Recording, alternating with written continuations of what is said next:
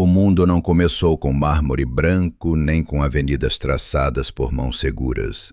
mas com uma vasta extensão de lama viva e instável que respirava entre os rios Tigre e Eufrates, uma planície onde a terra parecia sempre à beira de se desfazer ou de florescer, dependendo do humor das águas que a cada primavera se elevavam, transbordavam e depois recuavam, deixando um presente ambíguo de fertilidade e destruição. E foi nesse espaço incerto, onde a sobrevivência não era garantida e cada estação podia significar abundância ou ruína, que os primeiros habitantes aprenderam não a dominar a natureza, mas a dialogar com ela, moldando canais com as mãos, erguendo diques frágeis que precisavam ser refeitos continuamente, e construindo assim não apenas sistemas de irrigação, mas também uma nova forma de pensar o mundo, onde cada esforço humano parecia participar de uma ordem maior, invisível, porém profundamente sentida.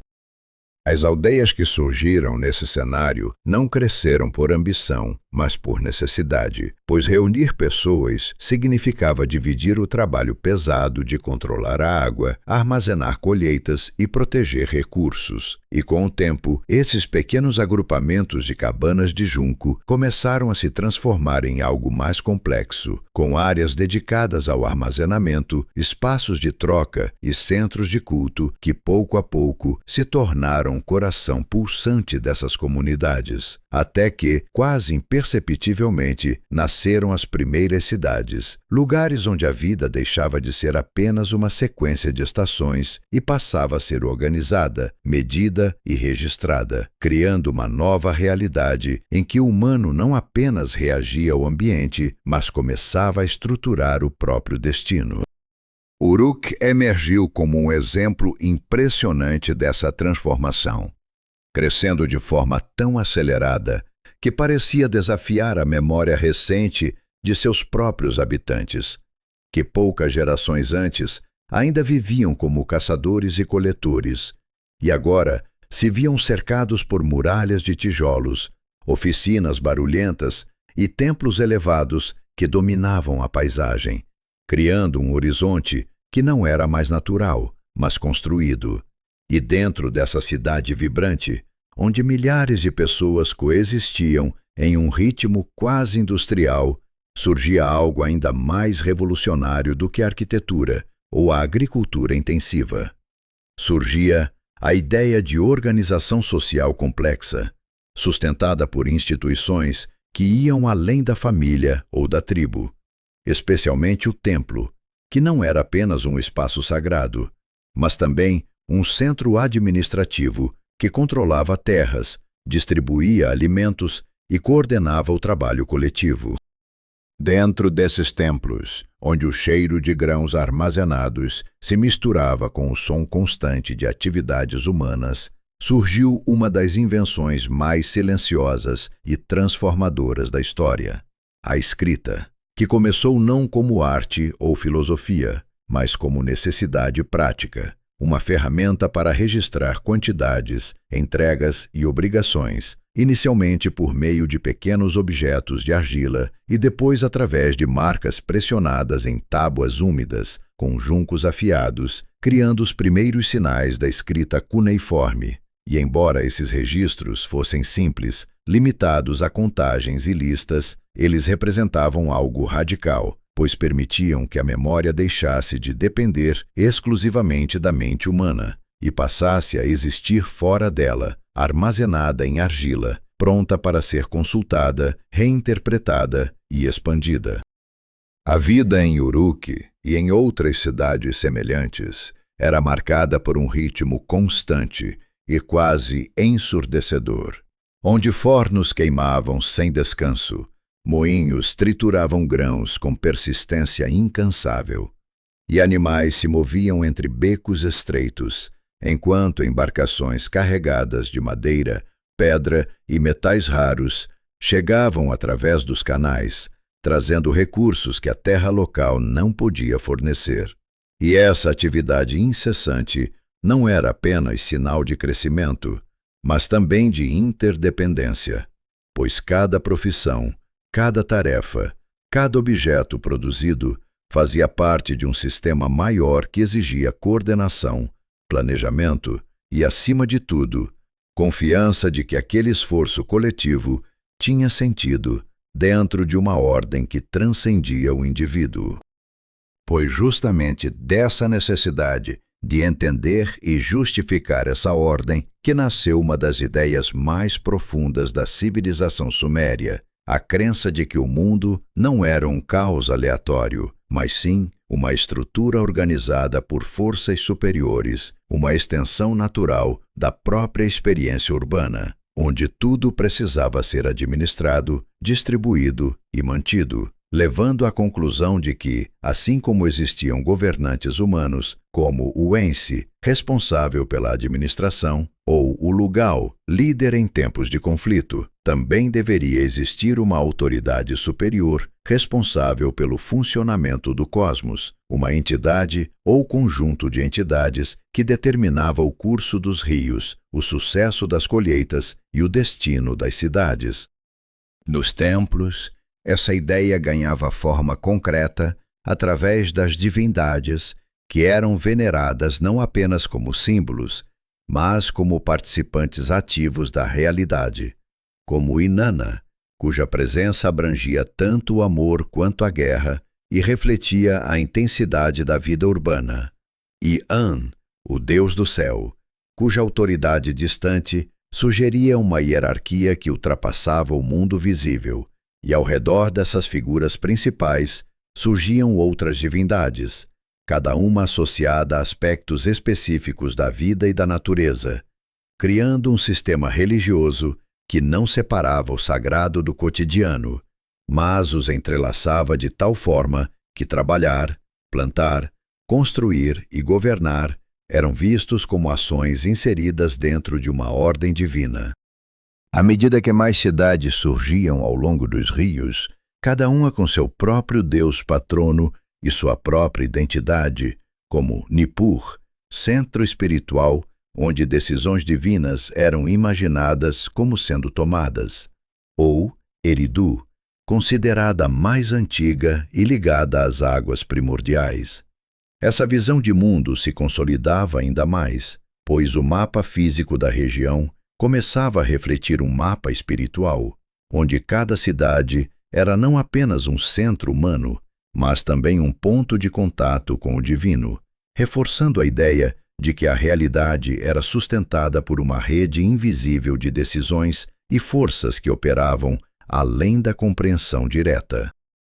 Com o crescimento do comércio e das trocas entre regiões distantes, que traziam metais, pedras preciosas e madeira, em troca de produtos locais como tecidos e alimentos,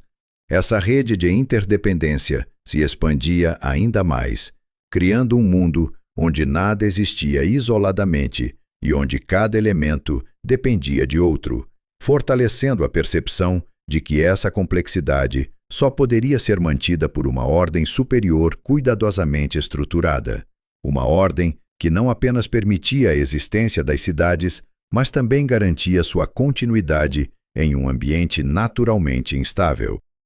E assim, pouco a pouco, quase como uma conclusão inevitável de tudo o que haviam construído e experimentado, os sumérios começaram a imaginar não apenas deuses isolados, mas um verdadeiro conselho divino, uma assembleia de seres superiores que funcionava de maneira semelhante às estruturas humanas que eles conheciam, atribuindo funções, decidindo destinos e mantendo o equilíbrio do mundo. E foi para esse grupo que deram um nome que carregava tanto reverência quanto familiaridade, um nome que ecoaria através dos milênios como a expressão máxima da ordem cósmica.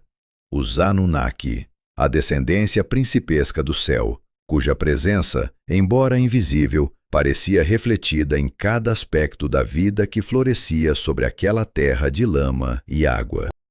Antes que qualquer canal fosse cavado, ou qualquer cidade levantasse seus muros de tijolo sob o sol implacável da planície, os sumérios imaginaram um tempo em que tudo existia como uma unidade indistinta, uma massa contínua onde céu e terra ainda não haviam sido separados, um estado primordial que não conhecia espaço nem direção, apenas a presença total de algo que ainda não possuía forma. E dentro dessa visão inicial surgiam duas entidades fundamentais que dariam origem a tudo que viria depois.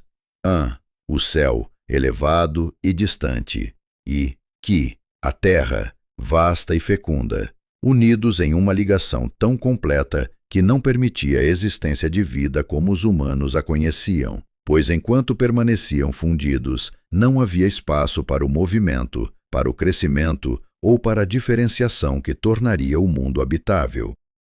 A separação entre An e Ki não foi descrita como um ato de violência explosiva, mas como uma transformação necessária que estabeleceu as primeiras camadas da realidade, criando o autodomínio do céu, onde An permaneceria como uma figura distante e quase simbólica, e o mundo intermediário, onde a vida poderia florescer sob a influência de forças mais próximas, e foi nesse espaço recém-formado que emergiu uma nova geração de deuses, não como entidades isoladas, mas como membros de uma família divina que refletia, em escala ampliada, a própria organização social dos sumérios, uma família que seria posteriormente conhecida como os Anunnaki, termo que carregava a ideia de descendência nobre, de uma linhagem que não apenas existia, mas governava e organizava tudo ao seu redor.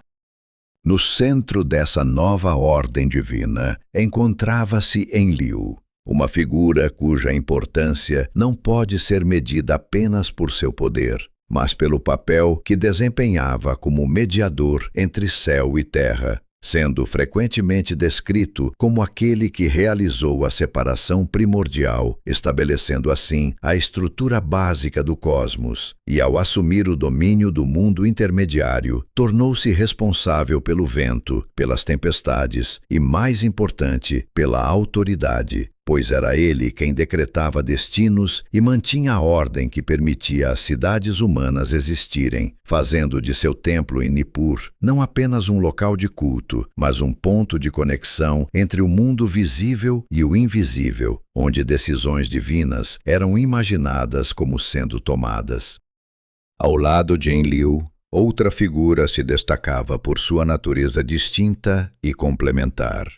Enki, o Senhor das águas doces e da sabedoria, cuja residência em Eridu simbolizava o encontro entre o conhecido e o desconhecido, entre a terra firme e as profundezas misteriosas que alimentavam toda a vida. E diferentemente de Enlil, cuja autoridade podia ser severa e implacável, Enki era lembrado como aquele que resolvia problemas, que encontrava soluções criativas quando a ordem rígida ameaçava se tornar destrutiva, desempenhando o papel de conselheiro, inventor e protetor, especialmente em momentos em que o equilíbrio do mundo estava em risco.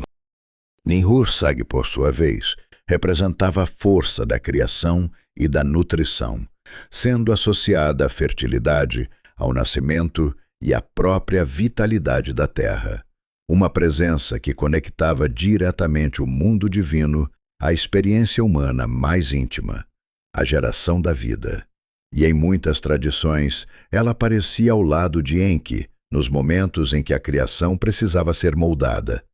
não como um ato distante, mas como um processo quase artesanal, onde a vida era formada com intenção, cuidado e propósito,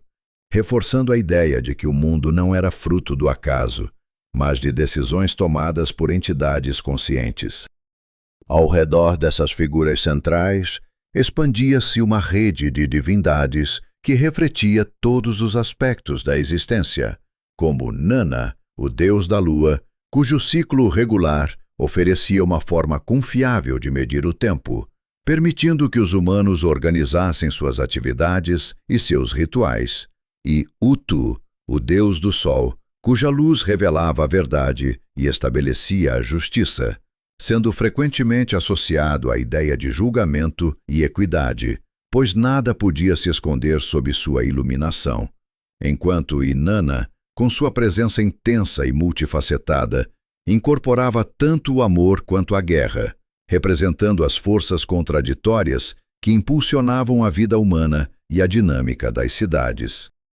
O que torna essa estrutura divina particularmente fascinante não é apenas a diversidade de seus membros, mas a forma como eles funcionavam juntos, não como uma coleção caótica de poderes, mas como um sistema organizado, um verdadeiro conselho, onde cada deus possuía um domínio específico e desempenhava um papel dentro de uma ordem maior, refletindo a própria lógica administrativa das cidades sumérias, onde tarefas eram distribuídas, responsabilidades eram atribuídas e decisões eram tomadas coletivamente, criando um paralelo direto entre o funcionamento do cosmos e o funcionamento da sociedade humana. Essa ideia de um conselho divino, os Anunnaki, não era fixa ou imutável, pois diferentes cidades e períodos apresentavam variações na composição e na importância de seus membros. Mas o conceito central permanecia constante, a noção de que existia uma Assembleia Superior responsável por estabelecer destinos, definir funções e manter o equilíbrio do mundo. E quando textos antigos mencionavam que os Anunnaki se reuniram ou decretaram, isso indicava que decisões fundamentais haviam sido tomadas. Decisões que afetariam não apenas os deuses, mas também os humanos e a própria natureza. Para os sumérios, essa estrutura não era apenas uma explicação teórica do universo, mas uma realidade prática que influenciava diretamente a vida cotidiana. Pois assim como um rei precisava da aprovação de seus conselheiros e da legitimidade concedida pelo templo, o mundo humano dependia das decisões tomadas por esse conselho divino, criando uma conexão profunda entre política, religião e natureza, onde cada evento, desde uma colheita bem-sucedida até uma inundação devastadora, podia ser interpretado como resultado da vontade ou do julgamento dos Anunnaki. A arte e os símbolos da época reforçavam essa visão, representando os deuses com características humanas ampliadas, usando coroas com chifres que indicavam divindade e segurando objetos como o bastão e o anel, símbolos de autoridade e medida, sugerindo que o poder não era arbitrário, mas estruturado e distribuído. E essas imagens não eram meramente decorativas, mas funcionavam como uma linguagem visual que comunicava a ideia de ordem, hierarquia e propósito, elementos essenciais para a compreensão do mundo tanto no plano divino quanto no humano. Assim, ao observar a forma como os sumérios organizavam suas cidades, seus templos e suas atividades diárias, torna-se evidente que sua visão do cosmos não era separada de sua experiência prática, mas sim uma extensão dela, uma maneira de projetar para o universo aquilo que haviam aprendido na Terra. E nesse processo, os Anunnaki surgiam não apenas como deuses distantes, mas como administradores do próprio tecido da realidade, responsáveis por garantir que cada elemento, cada força e cada destino encontrasse seu lugar dentro de uma ordem que, embora invisível, era sentida em cada aspecto da vida. Se alguém pudesse caminhar pelas ruas de Nippur em um dia comum, não encontraria apenas um centro religioso, mas um lugar onde o invisível parecia se aproximar perigosamente do cotidiano, onde cada tijolo assentado e cada oferenda depositada carregava a sensação de que decisões maiores estavam sendo tomadas, além do alcance dos olhos humanos. E essa cidade, mais do que qualquer outra, representava o coração simbólico da ordem cósmica suméria, pois era ali que se acreditava que os grandes deuses se reuniam, não como forças caóticas, mas como um conselho estruturado, deliberativo e, acima de tudo, decisivo. Uma assembleia que os humanos chamavam de Anunnaki, e que funcionava de maneira surpreendentemente semelhante às instituições políticas que surgiam nas próprias cidades. Os sumérios não imaginavam seus deuses como entidades distantes e inacessíveis que agiam sem lógica ou previsibilidade, mas como membros de uma elite organizada, uma espécie de corte divina, onde cada decisão era discutida, cada destino era fixado e cada mudança no mundo precisava ser legitimada por consenso ou autoridade reconhecida. E essa visão refletia diretamente a experiência humana dentro das cidades, onde conselhos se reuniam em pátios, líderes eram escolhidos ou confirmados, e tarefas coletivas, como a manutenção dos canais, exigiam coordenação e aprovação, criando um paralelo quase inevitável entre o governo humano e o governo do cosmos. No centro dessa estrutura estava Enlil, cuja autoridade não se limitava à força dos ventos ou à imponência das tempestades, mas se manifestava principalmente na capacidade de decretar destinos, uma função que o tornava essencial para a estabilidade do mundo. Pois, para os sumérios, uma vez que um destino era pronunciado por essa autoridade suprema ou pelo conselho que ele liderava, ele se tornava irrevogável, uma linha traçada que nem mesmo os deuses mais astutos poderiam facilmente alterar. E essa ideia de destino fixo oferecia uma sensação de ordem em um ambiente naturalmente imprevisível, onde rios mudavam de curso e colheitas podiam falhar sem aviso. Mas o poder dos Anunnaki não residia apenas em decretar o que aconteceria, mas também em legitimar o que já estava em movimento, especialmente no mundo humano, onde reis e governantes dependiam não apenas de força militar ou apoio popular, mas de uma aprovação que transcendia ambos, uma validação divina que confirmava que sua autoridade era parte da ordem maior. E era por isso que rituais complexos eram realizados em Nippur e em outros centros sagrados, onde líderes buscavam sinais de aceitação dos deuses, pois sem essa confirmação, qualquer poder era considerado instável, temporário e potencialmente condenado ao fracasso. As representações artísticas desse período capturam essa dinâmica com uma clareza impressionante, mostrando figuras humanas aproximando-se de deuses sentados que lhes entregam símbolos como o bastão e o anel, objetos que não apenas indicavam autoridade, mas sugeriam que essa autoridade era medida, regulada e concedida. E essas imagens funcionavam como narrativas visuais que explicavam a origem do poder político, reforçando a ideia de que governar não era um direito inerente, mas uma responsabilidade delegada por uma instância superior, uma instância que podia tanto conceder quanto retirar esse privilégio.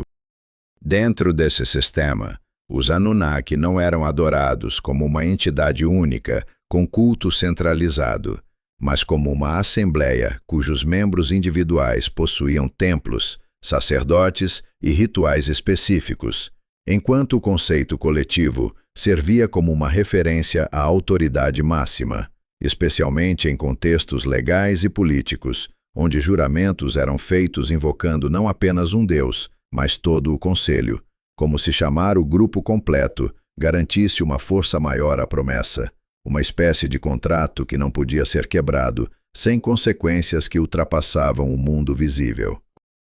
Essa ideia de que decisões eram tomadas em um nível superior levou ao desenvolvimento de práticas que buscavam interpretar ou antecipar a vontade divina, dando origem a sistemas complexos de adivinhação que tentavam ler sinais no mundo natural, como padrões nas estrelas, marcas no fígado de animais sacrificados ou até mesmo o comportamento de líquidos em superfícies. E embora essas práticas possam parecer estranhas à primeira vista, elas representavam um esforço sistemático e quase científico de compreender se o conselho dos deuses já havia decidido algo, transformando o acaso em mensagem e o desconhecido em algo interpretável.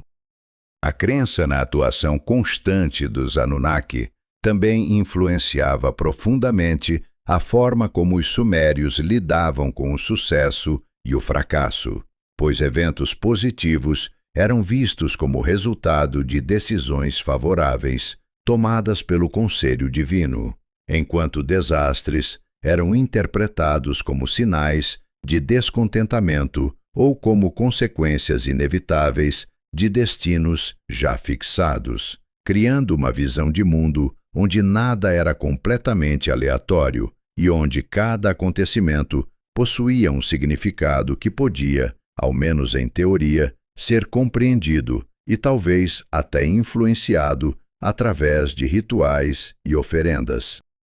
No entanto, apesar dessa aparente estabilidade, os próprios mitos sugerem que o conselho dos deuses não era sempre unânime ou isento de tensão, pois diferentes divindades possuíam interesses, personalidades e perspectivas distintas, o que levava a debates, conflitos e soluções criativas dentro da própria Assembleia, com figuras como Enki frequentemente atuando como mediador ou inovador, propondo alternativas quando decisões rígidas ameaçavam causar mais dano do que benefício, mostrando que, mesmo dentro da ordem divina, havia espaço para adaptação e mudança. Essa combinação de estrutura e flexibilidade tornava o conceito dos Anunnaki particularmente poderoso, pois oferecia uma explicação para a complexidade do mundo que não dependia de caos absoluto nem de rigidez total, mas de um equilíbrio entre decisão e adaptação, entre autoridade e negociação, refletindo de maneira quase perfeita a realidade das cidades sumérias, onde a sobrevivência dependia tanto da organização quanto da capacidade de responder a circunstâncias inesperadas. Assim, ao olhar para o funcionamento desse conselho divino, torna-se evidente que os sumérios não estavam apenas criando histórias sobre deuses, mas desenvolvendo uma linguagem para compreender o próprio mundo, uma forma de traduzir a experiência humana em termos cósmicos, onde cada canal cavado, cada colheita realizada e cada decisão política tomada ecoava de alguma maneira nas deliberações silenciosas dos Anunnaki, que continuavam, invisíveis, a moldar o destino de tudo o que existia entre o céu e a terra. Se o mundo precisava de ordem, e se essa ordem era mantida por um conselho divino, então também precisava de regras claras, princípios que não fossem apenas ideias abstratas, mas forças reais que pudessem ser dadas, retiradas e redistribuídas. E foi assim que os sumérios conceberam os Me, não como leis escritas em pedra, como as que surgiriam mais tarde, mas como essências vivas, poderes fundamentais que sustentavam tudo aquilo que tornava a civilização possível, desde a construção de templos até a prática da justiça, desde a música que ecoava nas ruas até a habilidade de tecer, governar ou até mesmo entrar em conflito, pois para eles até a rivalidade fazia parte da ordem do mundo. E cada um desses elementos existia porque havia sido definido e mantido dentro do domínio dos deuses.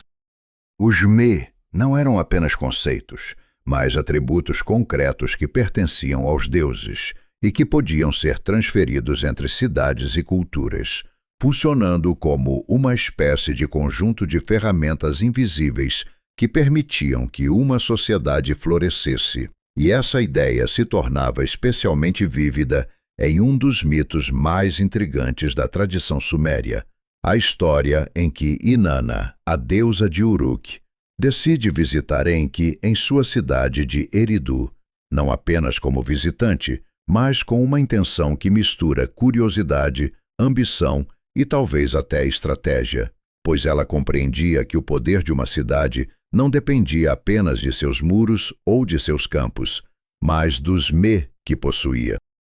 A narrativa descreve um encontro que começa de forma quase cerimonial, com hospitalidade, banquetes e bebida, onde Enki, conhecido por sua sabedoria, mas também por sua tendência à generosidade ou descuido, oferece a Inanna uma série de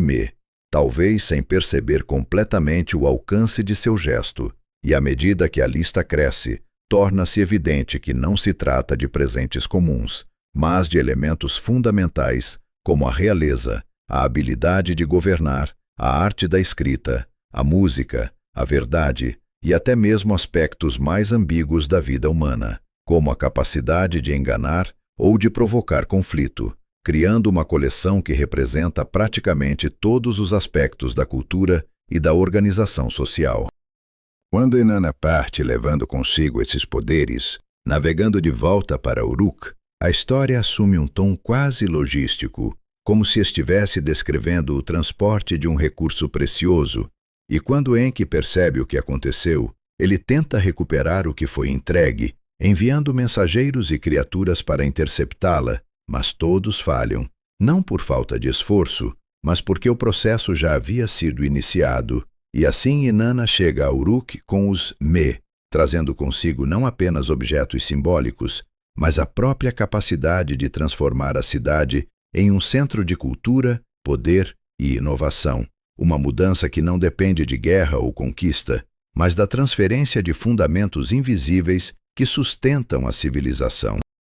Esse mito, apesar de sua aparência quase leve em alguns momentos, carrega uma ideia profunda sobre como os sumérios entendiam o progresso e o desenvolvimento humano, pois sugere que aquilo que define uma sociedade não surge espontaneamente, mas é concedido, organizado e mantido por forças superiores, e ao mesmo tempo reconhece que essas forças podem ser redistribuídas, permitindo que novas cidades ascendam, enquanto outras perdem relevância, criando uma dinâmica que reflete a própria história da região, onde centros de poder surgiam, floresciam e eventualmente declinavam.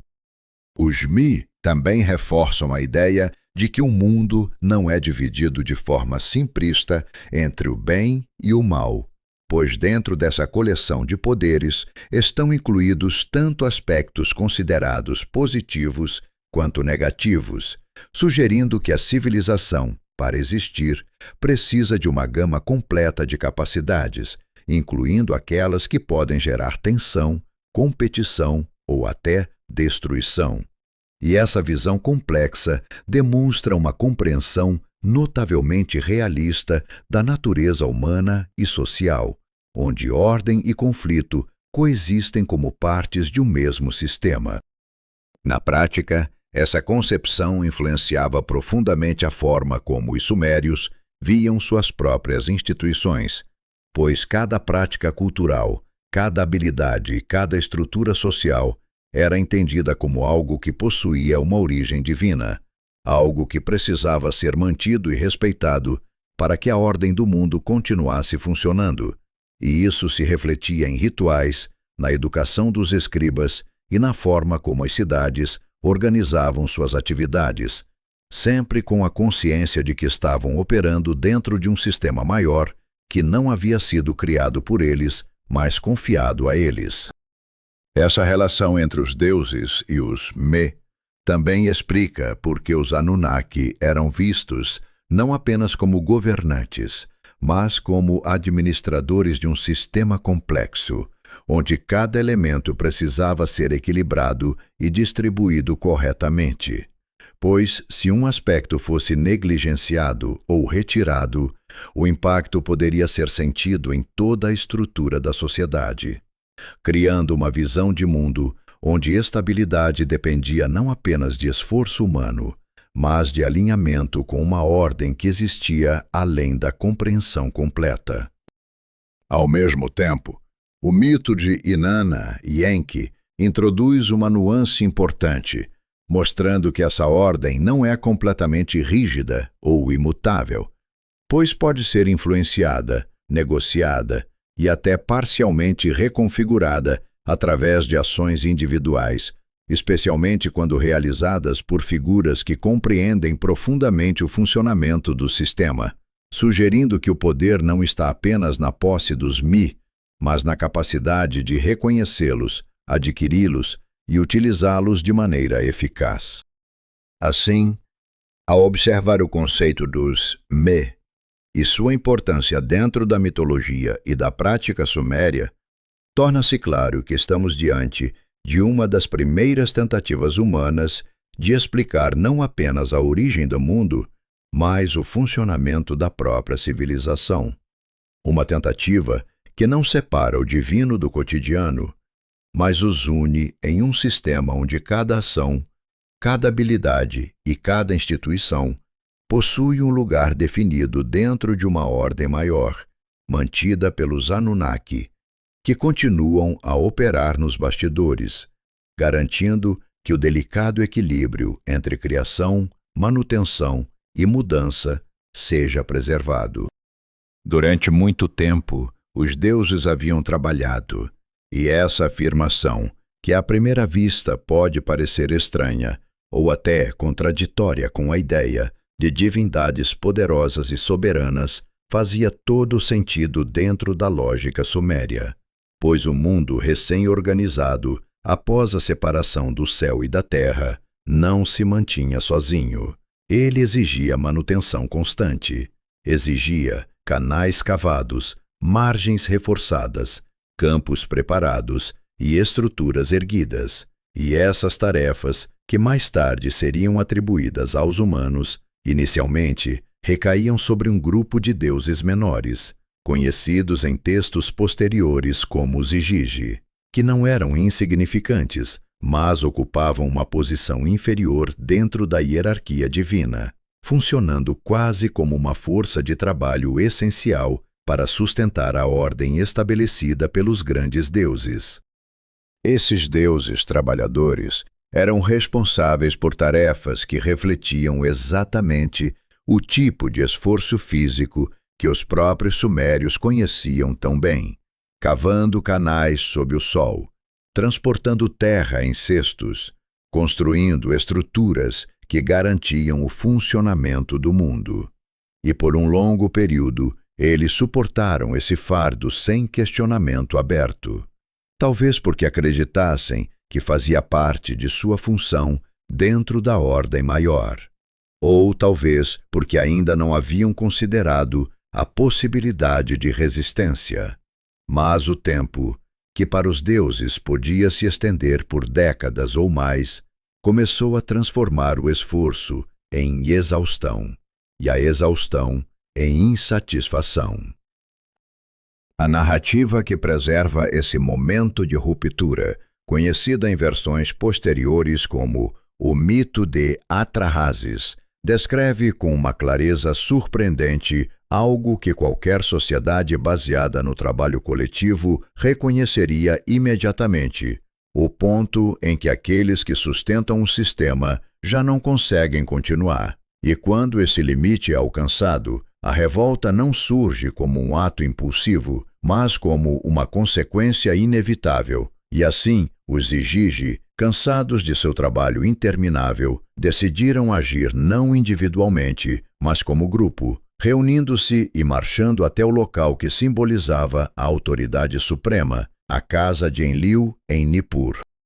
A imagem que emerge desse momento é poderosa, pois os deuses não pedem audiência de forma respeitosa, nem seguem protocolos formais. Eles cercam a residência, abandonam suas ferramentas e tornam sua insatisfação impossível de ignorar, criando uma cena que ecoa não apenas na mitologia, mas em qualquer contexto histórico onde trabalhadores se levantam contra condições insustentáveis. E essa ação coletiva não é descrita como um erro ou um pecado, mas como uma resposta compreensível a uma situação que havia se tornado intolerável, algo que os próprios deuses superiores são obrigados a reconhecer.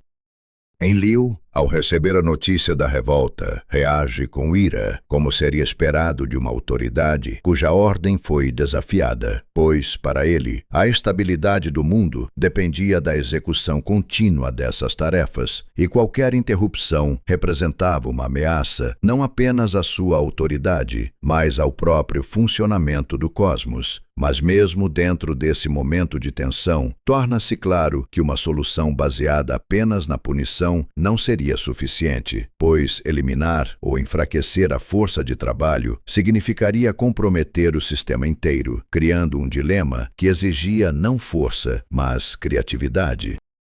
É nesse ponto que Enki, mais uma vez, assume seu papel característico de solucionador de problemas, oferecendo uma alternativa que não apenas resolveria a crise imediata, mas transformaria permanentemente a relação entre deuses e mundo, propondo a criação de um novo tipo de ser, uma entidade que pudesse assumir as tarefas pesadas sem compartilhar da mesma posição hierárquica dos deuses, um ser que pudesse trabalhar, obedecer, aprender e manter a ordem sem ameaçar a estrutura divina. E essa proposta, embora radical, é aceita porque responde diretamente à necessidade mais urgente: manter o mundo funcionando sem depender de uma força de trabalho insatisfeita.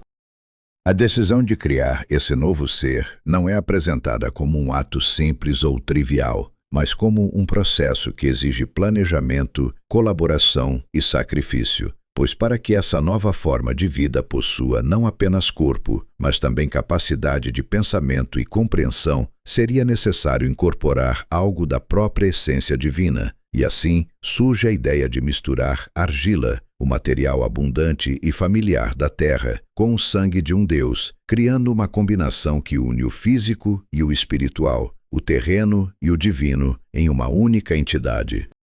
Esse momento marca uma transição fundamental na narrativa, pois até então o mundo havia sido mantido exclusivamente pelos deuses, mas agora surge a possibilidade de compartilhar essa responsabilidade, não como uma divisão igualitária, mas como uma delegação estratégica, onde os deuses superiores mantêm o controle e a autoridade, enquanto a nova criação assume o trabalho necessário para sustentar a ordem, estabelecendo assim uma nova dinâmica que redefiniria a relação entre o divino e o humano. O mito, ao descrever essa decisão, não a apresenta como um gesto de benevolência ou de generosidade, mas como uma solução prática para um problema estrutural, refletindo mais uma vez a mentalidade suméria, que tendia a explicar o mundo em termos de organização, função e necessidade. E nesse contexto, a criação da humanidade não é um ato romântico ou idealizado, mas uma resposta direta a uma crise, uma forma de garantir que o sistema continue operando de maneira eficiente. Assim, a revolta dos Igigi não é apenas um episódio isolado dentro da mitologia, mas um ponto de virada que leva à criação de algo completamente novo, algo que mudaria não apenas a estrutura do mundo, mas também a forma como os deuses se relacionam com ele. Pois ao delegar o trabalho aos humanos, os Anunnaki não apenas resolvem um problema imediato, mas estabelecem um modelo que continuaria a definir a existência humana por gerações. Um modelo em que trabalhar, construir e manter a ordem não são apenas necessidades práticas, mas funções que têm origem em uma decisão tomada no mais alto nível do cosmos. A criação da humanidade não aconteceu como um gesto súbito de inspiração divina, mas como a consequência direta de uma decisão tomada sob pressão, em um momento em que a própria estrutura do mundo ameaçava se tornar insustentável. E dentro dessa tensão, os grandes deuses reuniram-se não para celebrar a criação, mas para resolver um problema concreto, buscando uma solução que fosse ao mesmo tempo eficaz e duradoura. E foi nesse contexto que a proposta de Enki ganhou forma definitiva, transformando-se de ideia em processo, um processo que envolvia não apenas matéria, mas intenção, não apenas forma, mas essência, pois aquilo que estava prestes a ser criado precisava não apenas existir, mas funcionar dentro de uma ordem já estabelecida. O local escolhido para esse ato não era um espaço distante ou abstrato, mas um ambiente que refletia a própria natureza do mundo sumério. Um lugar onde a terra úmida podia ser moldada e onde as águas subterrâneas, o domínio de Enki, forneciam a substância necessária para dar vida à matéria. E ali, sob a supervisão dos deuses, começou o trabalho de formação dos primeiros humanos, não como indivíduos isolados, mas como uma criação coletiva, onde diferentes divindades desempenhavam papéis específicos, como em qualquer grande projeto que exigisse coordenação e precisão. Nihursag, a grande deusa da criação e da fertilidade, assumiu um papel central nesse processo, não como uma figura distante, mas como uma artesã da vida, moldando formas a partir da argila com um cuidado que refletia tanto poder quanto responsabilidade, enquanto Enki contribuía com o elemento que tornaria essas formas mais do que simples estátuas, trazendo a essência divina que permitiria pensamento, compreensão e ação. E para isso, um sacrifício foi necessário, pois um dos deuses foi escolhido para fornecer seu sangue, não como punição, mas como um meio de transferir algo essencial para a nova criação. Esse detalhe, a mistura de argila com sangue divino, não é apenas um elemento dramático da narrativa, mas uma explicação profunda para a natureza dual da humanidade, que desde o início carrega dentro de si tanto a materialidade da terra quanto a centelha do divino, uma combinação que permite aos humanos trabalhar, pensar, criar e até questionar, posicionando-os em um lugar único dentro da ordem do mundo, não como iguais aos deuses, mas também não como meros objetos, e sim como participantes ativos de um sistema maior. O processo de criação é descrito com uma atenção que revela a importância atribuída a cada etapa, com grupos de deusas auxiliando na formação e no nascimento dos primeiros humanos, como se estivessem conduzindo um ritual cuidadosamente estruturado, onde cada detalhe precisava ser correto para que o resultado fosse funcional. E quando finalmente essas novas criaturas emergem, não há uma celebração grandiosa, mas uma transição imediata para sua função, pois sua razão de existir já estava definida antes mesmo de seu nascimento. Os primeiros humanos não recebem um mundo vazio para explorar livremente, mas entram diretamente em um sistema que já estava em operação, assumindo tarefas que antes pertenciam aos deuses trabalhadores, cavando canais, cultivando campos, construindo estruturas e mantendo os templos. E essa integração imediata reforça a ideia de que sua criação não foi um experimento, mas uma solução, algo planejado para cumprir uma função específica dentro da ordem estabelecida pelos Anunnaki. Ao mesmo tempo, essa nova relação entre deuses e humanos introduz um elemento de interdependência que não existia antes, pois, enquanto os humanos assumem o trabalho físico necessário para sustentar o mundo, os deuses passam a depender deles para algo igualmente essencial: as oferendas, que não eram apenas gestos simbólicos, mas uma parte fundamental do sistema, garantindo que os deuses fossem alimentados, honrados e reconhecidos, criando um ciclo onde cada lado sustentava o outro, ainda que em níveis diferentes de poder e responsabilidade. Essa dinâmica também traz consigo a introdução de limites, pois, ao contrário dos deuses, os humanos não são imortais, e essa mortalidade não é apresentada apenas como uma fraqueza,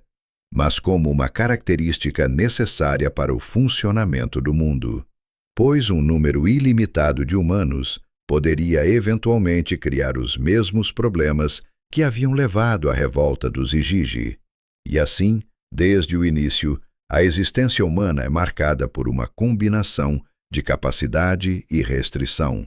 de potencial e limite, refletindo a lógica de equilíbrio que permeia toda a visão suméria do cosmos.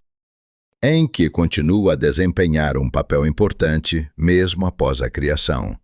Não apenas como criador, mas como guia, ensinando aos humanos habilidades essenciais, desde a construção de ferramentas até a gestão da água e da terra, garantindo que eles não apenas existam, mas sejam capazes de cumprir sua função de maneira eficaz. E esse aspecto da narrativa mostra que a criação não foi um evento isolado, mas o início de um processo contínuo de adaptação e aprendizado. Ninhursag, por sua vez, permanece ligada à humanidade como uma figura maternal, associada não apenas ao nascimento inicial, mas à continuidade da vida, à capacidade de gerar novas gerações e de manter a população dentro de limites sustentáveis, reforçando a ideia de que a criação não é um ato único, mas uma condição permanente que precisa ser mantida e regulada ao longo do tempo. Assim, a criação da humanidade, longe de ser um momento de simples origem, torna-se o ponto central de uma nova fase na história do mundo, onde os humanos passam a ocupar um lugar definido dentro de uma estrutura maior, assumindo responsabilidades que antes pertenciam aos deuses e, ao mesmo tempo, estabelecendo uma relação que mistura dependência, dever e participação, uma relação que continuaria a evoluir à medida que novos desafios surgissem, mas que sempre carregaria a marca de sua origem, um acordo silencioso firmado entre o céu e a terra, entre os Anunnaki e aqueles que agora caminhavam sobre a argila que os havia formado. Agora que os humanos haviam sido criados para cumprir as tarefas que antes eram responsabilidade dos deuses menores, a sociedade suméria começa a se estruturar de maneira complexa, com os seres humanos não mais vivendo à mercê da natureza selvagem ou sob o comando absoluto dos deuses, mas como parte ativa de uma ordem divina, cuja razão de ser era manter o equilíbrio entre o céu e a terra. E foi essa nova estrutura que deu origem ao que poderíamos chamar de cultura urbana suméria. As cidades floresceram, e com elas uma forma de vida cada vez mais organizada e dependente de rituais, tecnologia, comércio e, claro, de uma relação constante com os deuses. Esses não eram deuses distantes ou ausentes, mas presenças constantes nas atividades diárias. Dentro dessa organização, o trabalho humano não era visto como algo impuro ou como um castigo, mas como uma função fundamental da ordem cósmica. Trabalhar nos campos, construir as muralhas da cidade, ou até mesmo fazer as oferendas nos templos, eram vistos como maneiras de manter a conexão com os deuses e garantir que a ordem divina fosse preservada. Era uma rede de reciprocidade, onde os humanos davam aos deuses aquilo que era necessário para a manutenção do mundo, e, em troca, os deuses asseguravam que o ciclo de vida continuasse de forma harmoniosa, garantindo a prosperidade das cidades e a continuidade da vida na Terra. Ao longo do tempo, a conexão entre as cidades e seus deuses foi se tornando mais palpável. Cada cidade possuía seu próprio templo dedicado ao deus ou deusa que a protegiam, e esses templos não eram apenas centros religiosos, mas também administrativos, econômicos e culturais. Neles, os sacerdotes e sacerdotisas, que eram os intermediários entre os humanos e os deuses, realizavam rituais para garantir o favor divino, oferecendo alimentos, bebidas, música e até mesmo animais sacrificados para agradar aos deuses. E ao contrário do que muitos podem pensar, essas ofertas não eram simplesmente gestos simbólicos, mas atos concretos que mantinham a energia espiritual do mundo fluindo e garantiam a continuidade do ciclo natural de vida, colheita e prosperidade. Os sumérios acreditavam firmemente que a estabilidade do mundo estava em constante risco. Cada colheita falhada, cada praga, cada guerra era vista como um possível sinal de que a ordem cósmica estava sendo perturbada. Por isso, a vida religiosa suméria não era apenas uma questão de fé, mas também de vigilância constante. O deus Enlil, com seu domínio sobre os ventos e a tempestade, era a figura central nesse processo, pois, como governante do destino, sua ira poderia resultar em catástrofes naturais, como tempestades violentas e inundações, que arruinavam tudo o que os humanos construíam. A chave para evitar essas catástrofes estava na observância das leis divinas e no cumprimento dos deveres diários.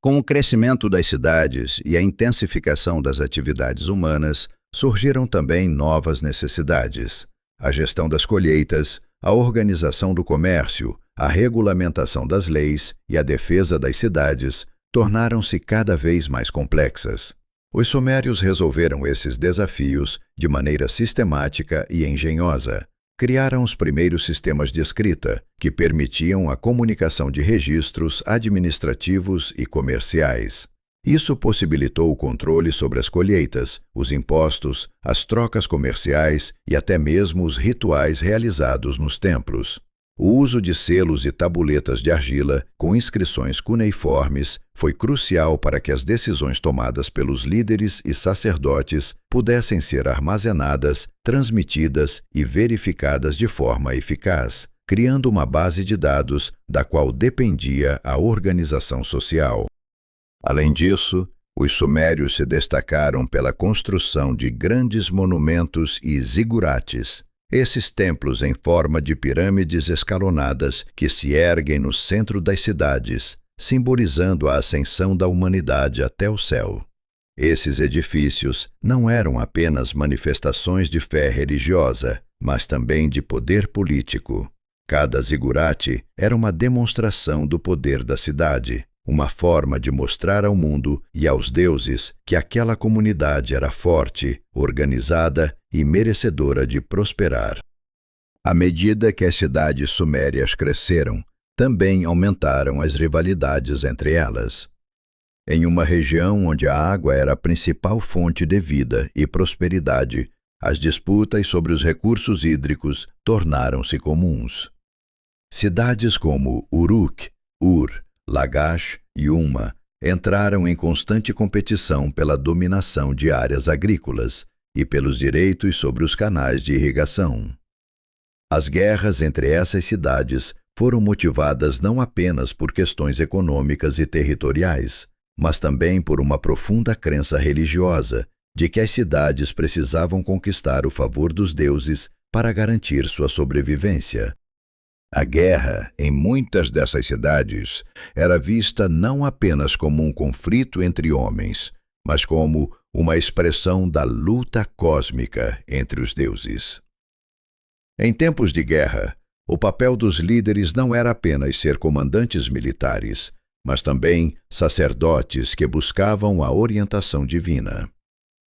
Era comum que os reis sumérios, conhecidos como Lugal, se autodenominassem representantes dos deuses na terra, e seus feitos de guerra eram muitas vezes narrados em grandes inscrições nas paredes dos templos, como se fossem heróis divinos que agiam em nome dos deuses, para restaurar a ordem ou expandir a autoridade do templo.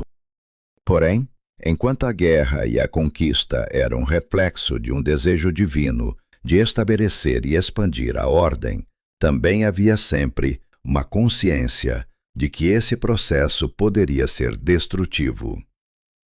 O equilíbrio era frágil. O que os sumérios haviam aprendido era que o mundo não poderia ser mantido através da força bruta, sozinha. Havia uma necessidade constante de renovar a ordem divina, através da observância das leis cósmicas, através de ações que envolviam tanto sacrifícios materiais quanto espirituais, sempre com a intenção de manter o fluxo do cosmos intacto. A própria sobrevivência da humanidade, então, não dependia apenas de sua habilidade de trabalhar ou guerrear, mas de sua capacidade de entender e respeitar os Me, que governavam não apenas o trabalho, mas as leis divinas, mantendo o equilíbrio do mundo. Era esse equilíbrio que os sumérios tentavam preservar com todas as suas forças, conscientes de que sem ele não haveria prosperidade, nem vida, nem continuidade. Portanto, as cidades sumérias não eram apenas centros de atividade humana, mas centros espirituais, de onde emanava a força e a ordem que mantinham o cosmos funcionando. Essas cidades eram, no fundo, espaços onde os humanos, com sua capacidade de trabalhar, aprender e se adaptar, tornaram-se colaboradores dos deuses na manutenção do mundo. Mas também, sem querer, essas cidades começaram a forjar as bases de uma nova ordem, onde o próprio destino da humanidade não dependia apenas da intervenção divina, mas daquilo que os humanos faziam em resposta às orientações dos deuses, cumprindo suas responsabilidades, oferecendo suas ofertas e mantendo o equilíbrio necessário para que o mundo seguisse em frente. No entanto, à medida que o tempo avançava, os próprios humanos começaram a sentir o peso de sua existência sob o olhar atento dos deuses, e a natureza do trabalho, uma vez tão essencial à sobrevivência, começou a se tornar uma fonte de tensões e dificuldades internas.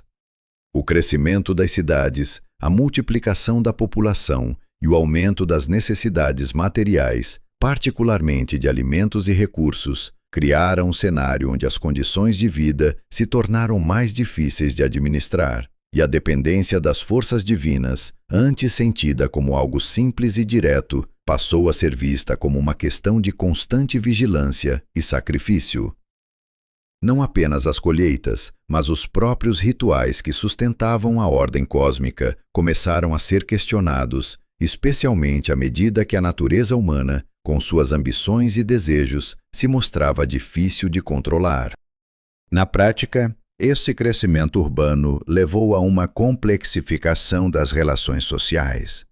Os sacerdotes, inicialmente apenas mediadores entre os humanos e os deuses, começaram a adquirir mais poder, pois eram eles os detentores do conhecimento sagrado e da capacidade de interpretar as vontades divinas.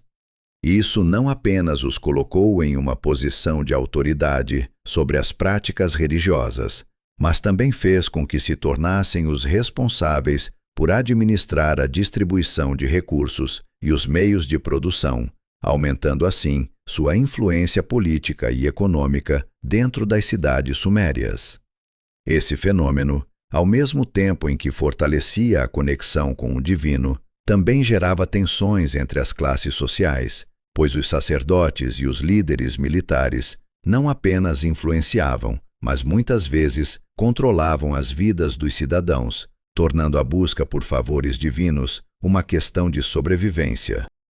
E assim, as cidades passaram a viver sob a constante sombra do dilema de suas próprias ambições.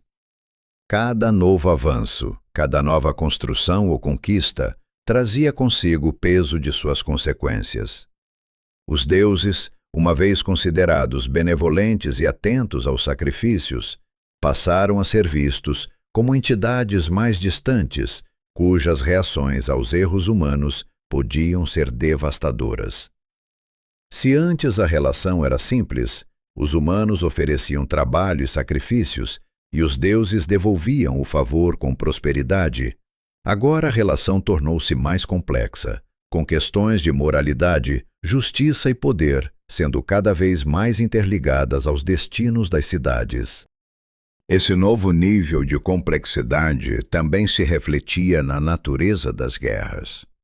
As cidades sumérias, com suas rivalidades incessantes e disputas sobre recursos, não mais travavam batalhas apenas por territórios, mas também pela dominação sobre as forças espirituais que as sustentavam.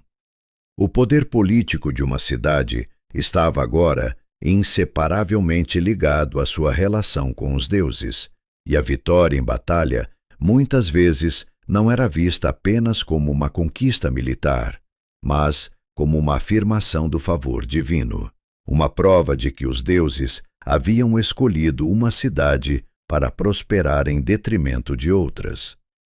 A vitória, portanto, estava impregnada de um significado mais profundo, um reconhecimento de que as forças do cosmos estavam ao lado de um povo, garantindo-lhe a vitória e a continuidade, enquanto o fracasso ou a derrota podia ser interpretado como um sinal de que os deuses haviam retirado seu favor, ou pior, que a ordem do mundo estava sendo violada. É importante perceber que, em tempos de crise, o medo de perder o favor divino levou os líderes a buscar respostas cada vez mais criativas, incluindo a realização de grandes rituais e sacrifícios. As guerras e as questões políticas internas, em muitos aspectos, tornaram-se uma extensão dos conflitos espirituais entre as cidades, onde a busca pela legitimidade não vinha apenas da força militar, mas da capacidade de se conectar com os deuses e garantir sua aprovação. Isso se refletia em ações como a construção de templos grandiosos, a realização de festivais religiosos imponentes e a constante tentativa de agradar aos deuses, com oferendas que iam desde os alimentos mais simples até os mais luxuosos, dependendo da cidade e de seus recursos. Ao mesmo tempo, a crescente necessidade de recursos levou ao surgimento de uma classe comerciante que começou a prosperar, especialmente nas cidades que tinham acesso a materiais raros e luxuosos como lápis-lazuli, cobre e pedras preciosas.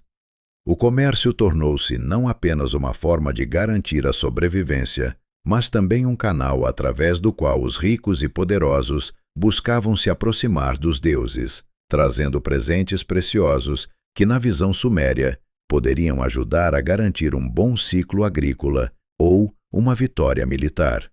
Esses comerciantes, em sua maioria, pertenciam a uma nova classe social que se beneficiava diretamente da intermediação entre as cidades sumérias e o mundo exterior, e sua ascensão a uma posição de poder refletia uma mudança nas dinâmicas econômicas e sociais que também tinham implicações espirituais.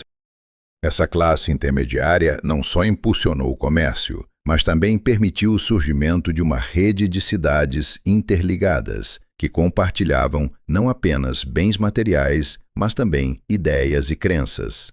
Era através do comércio que novas práticas religiosas, rituais e símbolos chegavam de uma cidade para outra, adaptando-se à medida que se espalhavam, criando um sincretismo religioso que, por sua vez, influenciava as práticas e crenças locais. Em meio a essas mudanças, o papel dos reis, conhecidos como lugal, se tornou cada vez mais relevante. Ao longo do tempo, os reis começaram a se ver não apenas como líderes políticos e militares, mas como representantes diretos dos deuses na terra. Esse fenômeno não se limitava à Suméria, mas era parte de um processo de centralização do poder que ocorria em muitas partes do mundo antigo. O rei sumério, portanto, não era apenas um comandante de exércitos ou um administrador de terras, mas também um intermediário entre os deuses e o povo, um vínculo essencial para manter a ordem divina na terra. Com isso, o ciclo da vida suméria, de trabalho, sacrifício, guerra e adoração, estava profundamente interligado com a própria existência das cidades. As relações entre humanos e deuses, uma vez tão claras e diretas, passaram a ser mediadas por instituições complexas, por líderes espirituais e políticos, e por um comércio próspero que facilitava a circulação não apenas de bens, mas também de ideias e rituais, fazendo da Suméria um mundo vibrante, mas também profundamente dependente da ordem divina para garantir sua continuidade. Os humanos, agora dotados de consciência e ambição, estavam em um delicado equilíbrio entre o poder e a responsabilidade, o trabalho e a adoração, a vida e a morte, e nada, nem mesmo o destino dos deuses, estava completamente fixado. Os eventos que se desenrolaram nas gerações seguintes não foram apenas mais capítulos na longa história das cidades sumérias, mas reflexos de um dilema fundamental que sempre havia acompanhado a humanidade: a relação entre o poder e a responsabilidade.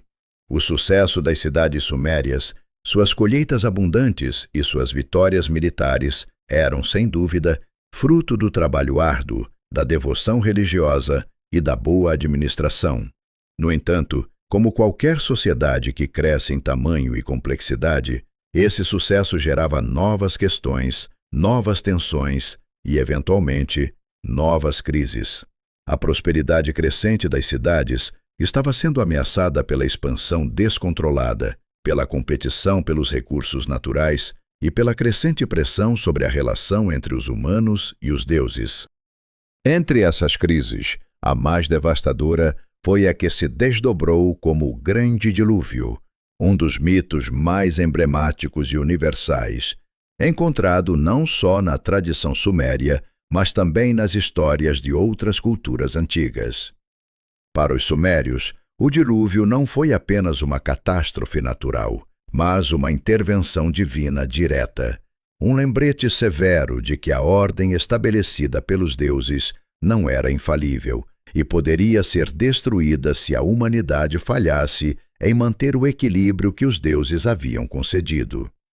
O dilúvio, de acordo com as tradições sumérias, surgiu como uma resposta à superpopulação, ao barulho excessivo e à incessante atividade humana que havia perturbado a paz do mundo divino.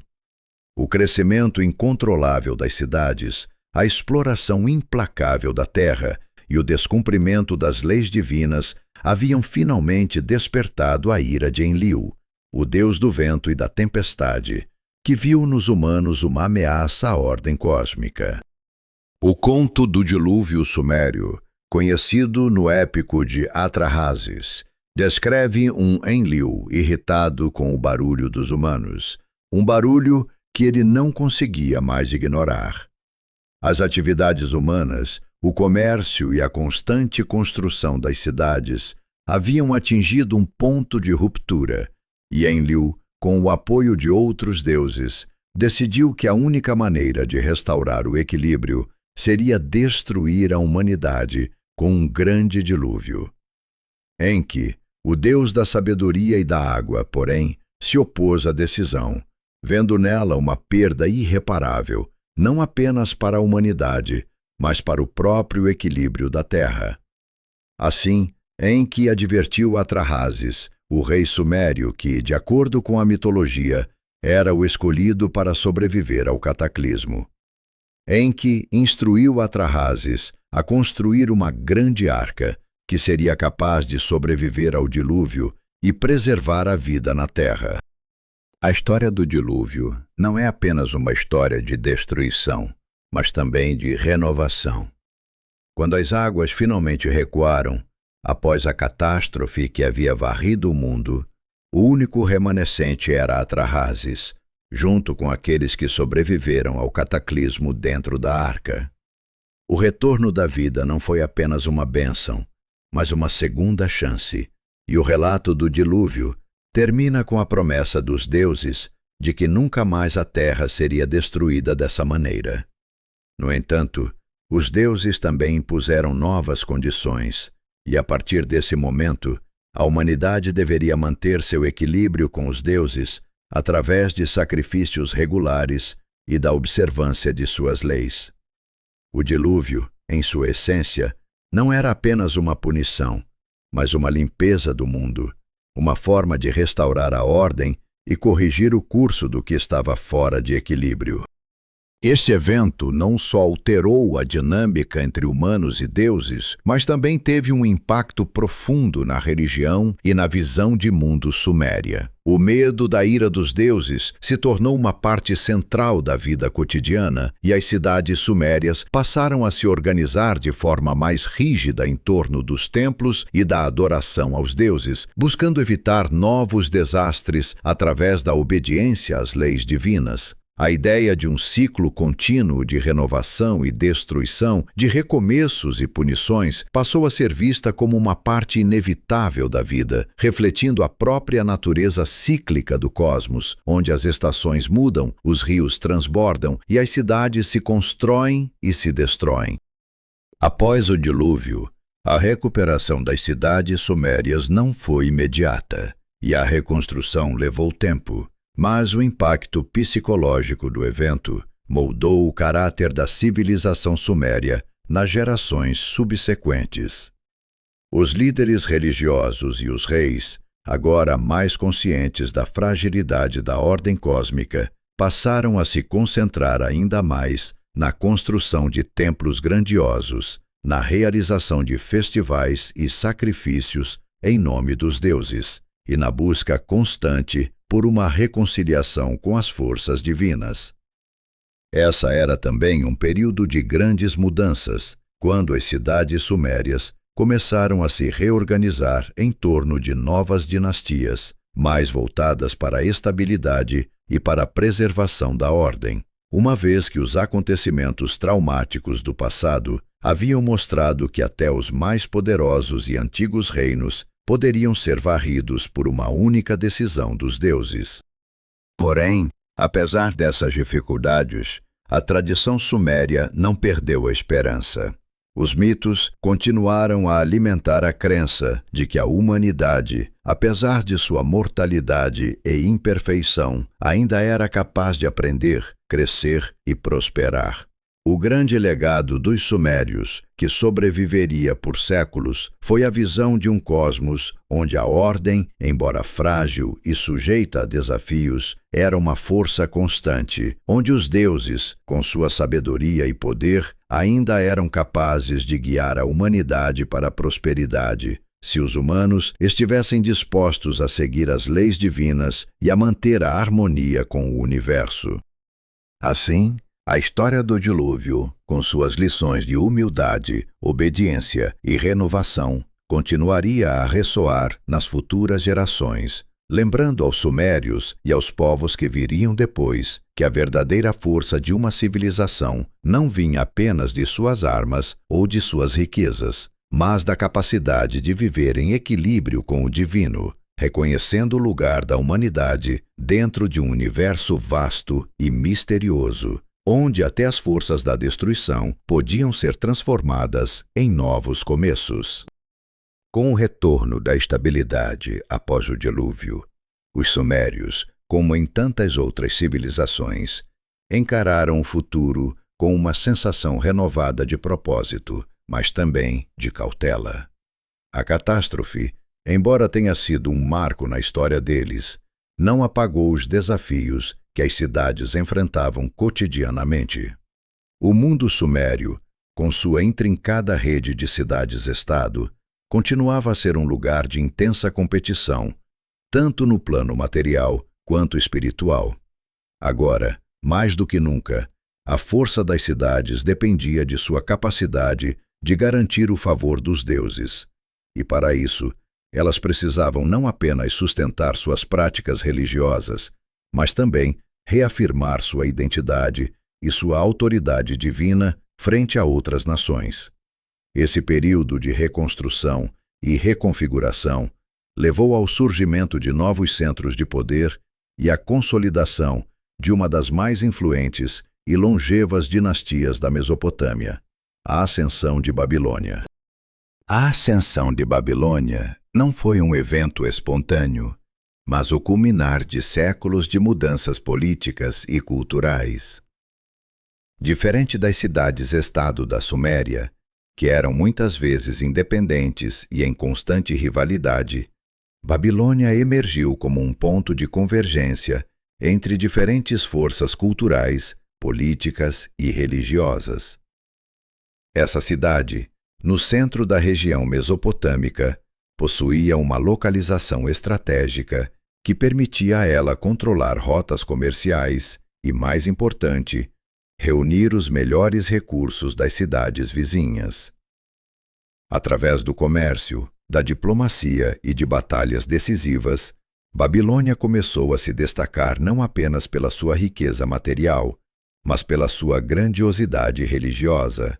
que rivalizava com as grandes cidades sumérias. O nome de Marduk, o deus patrono de Babilônia, tornou-se um símbolo de poder e conquista. Marduk não era apenas um deus guerreiro, mas um deus criador, que tomava as rédeas do destino e, ao derrotar a serpente primordial Tiamat, reconfigurava o próprio cosmos. Seu triunfo sobre o caos não era apenas uma vitória militar, mas a afirmação de que Babilônia, sob seu olhar, seria o novo centro do universo. O épico de Marduk, o Enuma Elish, se tornou não só uma celebração religiosa, mas uma carta de legitimidade política para a nova Babilônia. E Marduk foi colocado como o líder supremo entre os deuses, um reflexo direto da ascensão da cidade como a potência dominante da região. No entanto, a ascensão de Babilônia não foi sem resistência. As cidades sumérias tradicionais, como Uruk e Ur, que haviam sido os centros de poder da antiga Mesopotâmia, viam com ceticismo o crescimento de Babilônia e seus novos ícones religiosos. Embora a figura de Marduk tivesse ganhado força, outros deuses da antiga panteão sumério continuavam a ser reverenciados em outras partes da região, e os sacerdotes dessas cidades não estavam dispostos a abandonar seus próprios templos e crenças. Essa resistência representava o clamor pela continuidade das antigas tradições e o receio de que a nova ordem babilônica pudesse apagar a identidade religiosa de suas cidades-estado.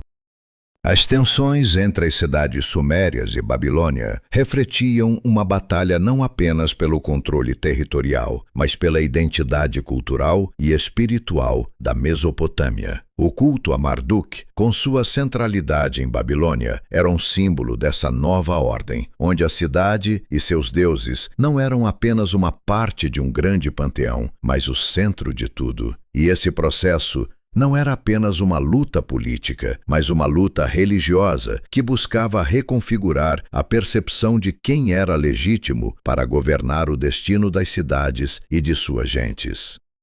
O próprio Império Babilônico, que se expandiu por vastas regiões, dependia não só de sua força militar, mas também de sua capacidade de absorver e adaptar as tradições religiosas das cidades conquistadas. As populações recém-conquistadas precisavam ser assimiladas, tanto política quanto espiritualmente. A maneira como Babilônia fez isso foi não através de uma imposição brutal de sua religião, mas por um processo de sincretismo, onde os deuses e as práticas religiosas locais foram integrados ao panteão de Marduk. Essa habilidade de adaptar e incorporar elementos de outras culturas e religiões foi crucial para a consolidação do império e é um reflexo do pragmatismo religioso dos babilônios.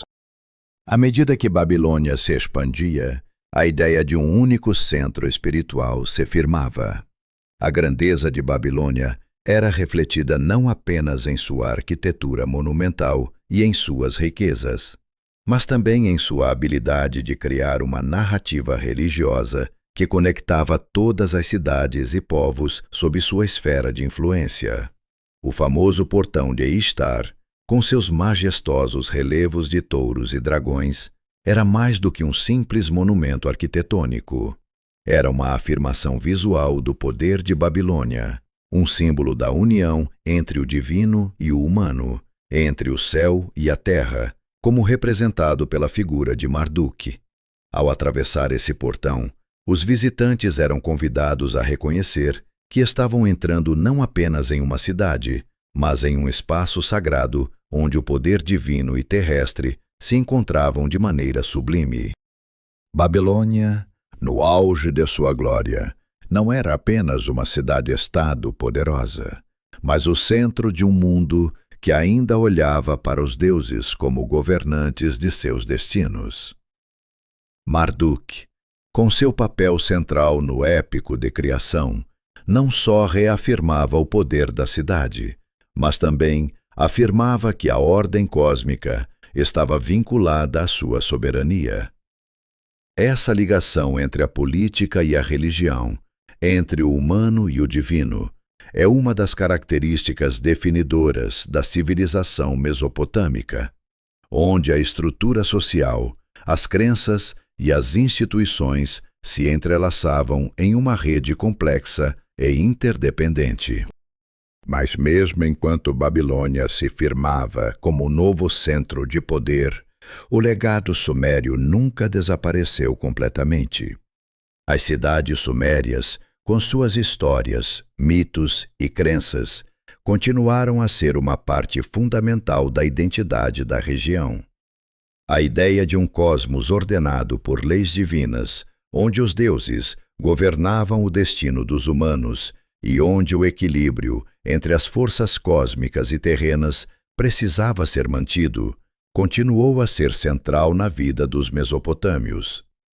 As cidades que um dia foram os berços da civilização suméria não deixaram de existir, mas passaram a fazer parte de uma nova ordem, uma ordem em que Babilônia desempenhava o papel de centro espiritual e político.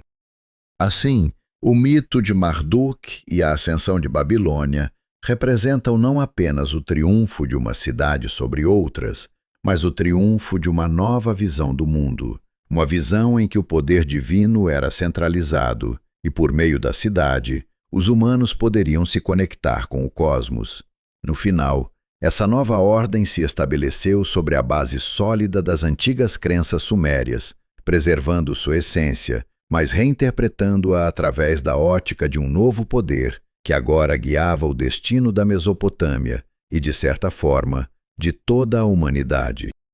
Com o tempo, Babilônia consolidou sua posição não apenas como um centro de poder político e religioso, mas como o coração pulsante de uma civilização que se expandia cada vez mais, levando consigo a herança cultural e espiritual da antiga Suméria.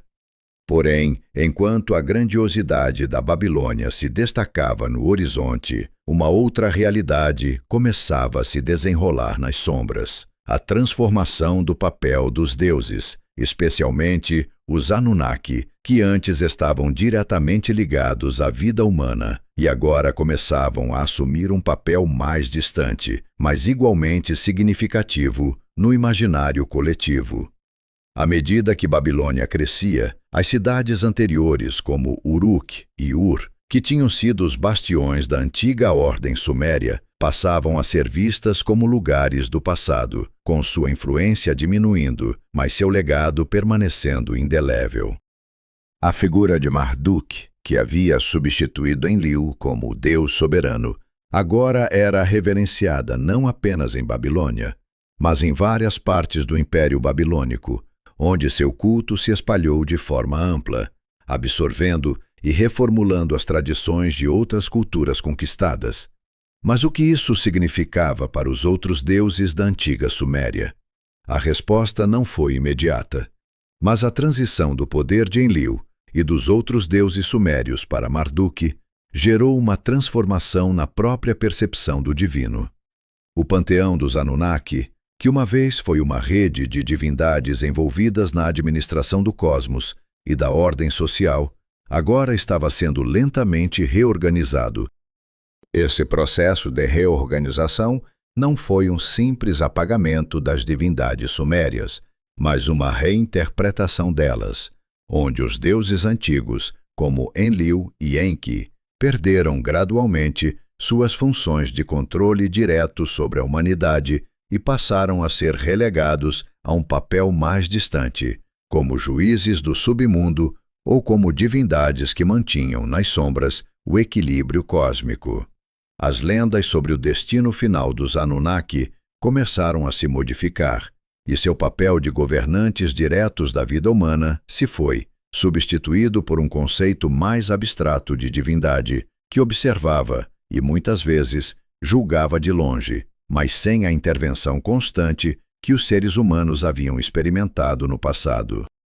Essa transição também foi acompanhada pela crescente importância da figura do rei como intermediário entre os deuses e os homens. A ascensão de Babilônia significou, de certo modo, o fortalecimento da figura do Lugal, o rei divino, que não só governava com autoridade temporal, mas que, através do seu vínculo direto com os deuses, se tornava o mediador legítimo entre o cosmos e a Terra. As campanhas militares de Babilônia, a construção de templos grandiosos e o controle sobre as rotas comerciais não eram apenas questões de domínio terreno, mas expressões visíveis do poder divino em ação. Para os babilônios, conquistar e expandir não significava apenas aumentar a riqueza ou o território, mas reforçar a ordem divina estabelecida por Marduk. Esse novo conceito de governo, onde o rei era visto como a figura divina encarnada, também representava uma mudança na relação entre os humanos e os deuses. Os deuses não estavam mais tão presentes no dia a dia das pessoas, nem se envolviam diretamente nas questões terrenas, mas, ao mesmo tempo, estavam profundamente conectados ao poder real.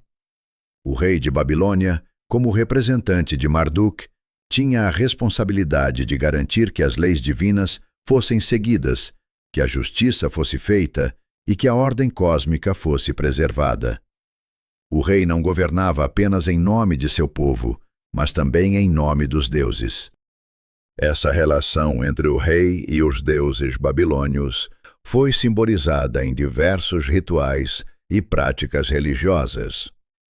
Um dos rituais mais importantes era a cerimônia de Anu Marduk, na qual o rei babilônico, diante de todo o povo, jurava obediência a Marduk, reafirmando seu papel como intermediário divino entre o céu e a terra. A realização de sacrifícios e a construção de zigurates, como os de Babilônia, também eram parte de uma estratégia política religiosa, destinada a agradar aos deuses e garantir a prosperidade contínua. Esses rituais, realizados por sacerdotes e líderes, representavam a união de duas forças, o humano e o divino, que se entrelaçavam para garantir o bom funcionamento do cosmos.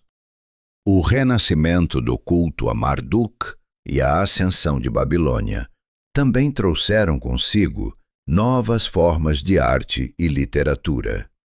A Babilônia não era apenas uma cidade de templos e mercados, mas também um centro de aprendizado e cultura. Os babilônios eram conhecidos por sua habilidade em astronomia e matemática, e sua literatura floresceu com a criação de grandes épicos como o Enuma Elish, que narra a criação do mundo sob a liderança de Marduk, consolidando sua supremacia no panteão divino. Mas também surgiram outras formas de conhecimento, como a escrita cuneiforme, que permitia aos babilônios registrar suas transações comerciais, leis e decretos, além de preservar suas histórias e mitos. Essa continuidade na escrita cuneiforme, mesmo com as transformações culturais e religiosas, foi uma das formas mais claras de como a Babilônia não apenas absorveu a tradição suméria, mas a reinterpretou e a incorporou dentro de sua nova visão de mundo. Porém, essa era de grandeza também trouxe desafios. As constantes ameaças externas e internas, como invasões de povos vizinhos, a pressão de outras cidades e até as tensões dentro do próprio Império Babilônico, colocavam à prova a estabilidade da ordem que Marduk havia estabelecido. Cada nova guerra, cada nova tentativa de expansão, não apenas alterava os limites geográficos de Babilônia, mas também trazia consigo o risco de desestabilizar a relação sagrada entre o rei e os deuses. Para os babilônios, a guerra não era apenas uma luta pela sobrevivência ou pela riqueza, mas uma luta pela continuidade do poder divino sobre a terra. No final, A Babilônia, como todas as grandes civilizações, não escapou das forças do destino e, com o tempo, sua grandeza também começou a declinar. Mas o legado de Marduk, da cidade de Babilônia, e de sua visão de um cosmos ordenado e governado pela justiça divina, continuaria a ecoar nas gerações que se seguiram. A ideia de que a autoridade do rei e de toda uma cidade derivava diretamente da permissão dos deuses, especialmente de Marduk, deixou uma marca indelével não só na história da Mesopotâmia, mas também na visão de poder e de moralidade das culturas que se desenvolveriam nas regiões ao redor. E assim, o ciclo da história babilônica, desde sua ascensão até seu declínio, não foi apenas um reflexo das forças humanas, mas também das forças divinas, refletindo a eterna luta entre o poder e a responsabilidade, entre a estabilidade e a mudança, que marcaram a civilização mesopotâmica desde os dias de Uruk, passando por Babilônia e além. E, em cada nova geração, o culto aos deuses, a conexão com o divino e a busca pelo equilíbrio cósmico continuaram a ser temas centrais, mesmo quando as cidades e os impérios se erguiam e caíam. O legado dos Anunnaki e da Babilônia continuaria a viver nas histórias que eles mesmos haviam criado, nas lendas e mitos que moldaram as crenças e os destinos dos povos da Mesopotâmia. O fim de Babilônia, embora não imediato, veio como uma consequência inevitável de vários fatores que se entrelaçaram ao longo do tempo. A ascensão de novos impérios e a instabilidade interna, alimentada por intrigas políticas e divisões entre os diferentes grupos sociais e religiosos, minaram gradualmente a grandiosidade de uma cidade que um dia foi o epicentro da cultura, da política e da religião da Mesopotâmia. No entanto, o legado de Babilônia, com sua visão de um cosmos ordenado e governado pela autoridade divina, não desapareceu com sua queda. Ao contrário, a influência de Babilônia continuou a permear o imaginário coletivo das civilizações subsequentes, seja através da herança religiosa, seja pela cultura escrita que ela legou ao mundo. Quando os impérios que se sucederam, como os persas e os gregos, tomaram o controle da região, Babilônia já não era a potência que fora durante o auge de seu reinado, mas seu nome e suas contribuições para a história não poderiam ser apagados. Babilônia representava mais do que uma cidade. Ela era um símbolo de poder divino em ação, um reflexo da crença de que a terra e os céus estavam em constante interação, que os humanos eram, de fato, governados por uma ordem cósmica que transcende os limites da existência material. Essa ideia de uma ligação intrínseca entre o reino humano e o domínio dos deuses perdurou, não apenas nos registros históricos da Mesopotâmia, mas nas tradições culturais que se espalharam para além das fronteiras da antiga Babilônia. Com a queda de Babilônia, as crenças e os mitos dos sumérios, babilônios e outros povos da Mesopotâmia começaram a se diluir e se fundir com as novas religiões e culturas que surgiam. No entanto, muitos dos conceitos centrais da antiga religião mesopotâmica, como a relação com os deuses, a crença na justiça divina e a ideia de que a estabilidade do mundo dependia de um equilíbrio cósmico, encontraram novos significados em outras tradições. Mesmo o grande Marduk, que havia sido o deus central de Babilônia, seria lembrado, mas de maneiras diferentes nas narrativas que surgiriam em outras culturas. Na verdade, a queda de Babilônia não significou o fim completo da influência mesopotâmica. As bases de sua religião, suas visões de governo divino e suas práticas culturais foram absorvidas por impérios posteriores, incluindo o Império Persa, que, ao conquistar Babilônia, se apropriou de muitos de seus aspectos culturais e espirituais. O Império Romano, mais tarde, também seria profundamente influenciado pelas ideias mesopotâmicas sobre poder, religião e a organização do mundo. A sabedoria que os babilônios haviam acumulado em áreas como astronomia, matemática e literatura se manteve viva, sendo passada adiante, não apenas através dos livros e registros, mas nas práticas e crenças que se entrelaçaram com as culturas posteriores.